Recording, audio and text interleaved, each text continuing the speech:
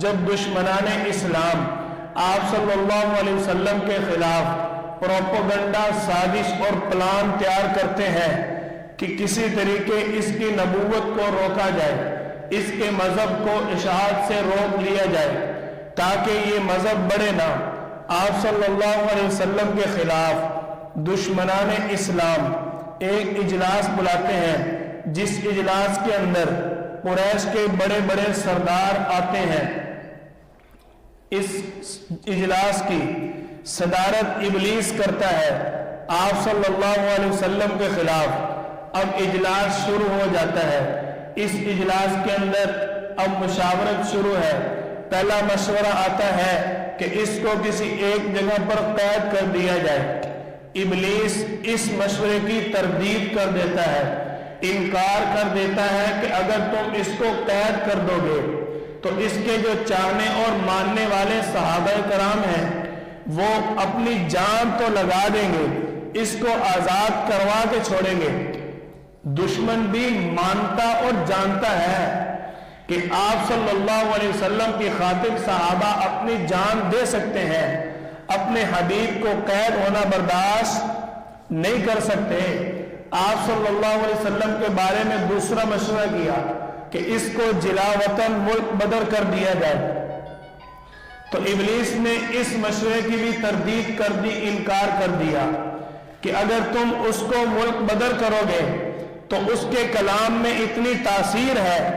کہ وہ وہاں بیٹھ کر بھی اگر اپنے اس کلام کی تلاوت کرے گا، وہاں سے اگر اپنا پیغام دے گا تو اس کی تاثیر یہاں تک آئے گی، لہذا اس کو ملک بدر کرنے کا بھی کوئی فائدہ نہیں۔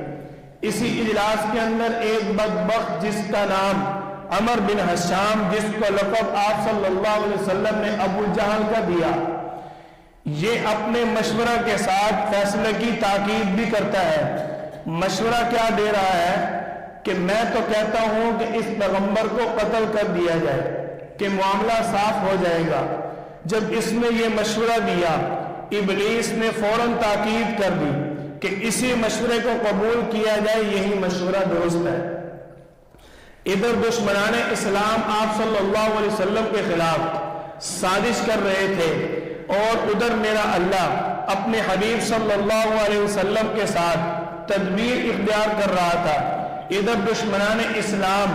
اپنا کفار کا اجلاس بلائے ہوئے تھے اور ادھر میرے اللہ نے آپ صلی اللہ علیہ وسلم کے ساتھ فرشتوں کے ذریعے اجلاس بلایا ہوا تھا، اور جس کے ساتھ میرا اللہ میٹنگ کرے اس کا مقابلہ کون کر سکتا ہے؟ آپ صلی اللہ علیہ وسلم کی طرف اللہ نے جبریل علیہ السلام کو بھیج دیا کہ جاؤ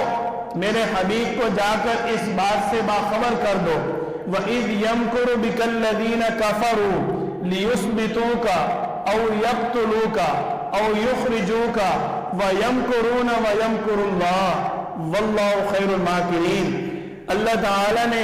جبریل علیہ السلام کے ذریعے آپ صلی اللہ علیہ وسلم کو پیغام دیا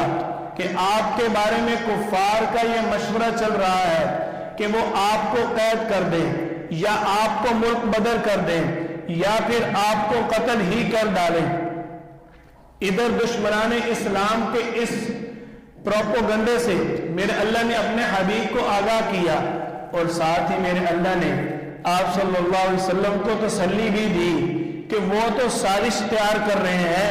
وَيَمْكُرُ اللَّهُ، اور تیرے اللہ نے بھی ایک تدبیر اختیار کی ہے، وَاللَّهُ خَيْرُ الْمَاكِرِينَ، تیرے اللہ کی تدبیر سب سے بہتر تدبیر ہے، تیرے اللہ کی تدبیر کا مقابلہ کون کر سکتا ہے؟ آپ صلی اللہ علیہ وسلم کو جب اللہ تعالیٰ نے تسلی دی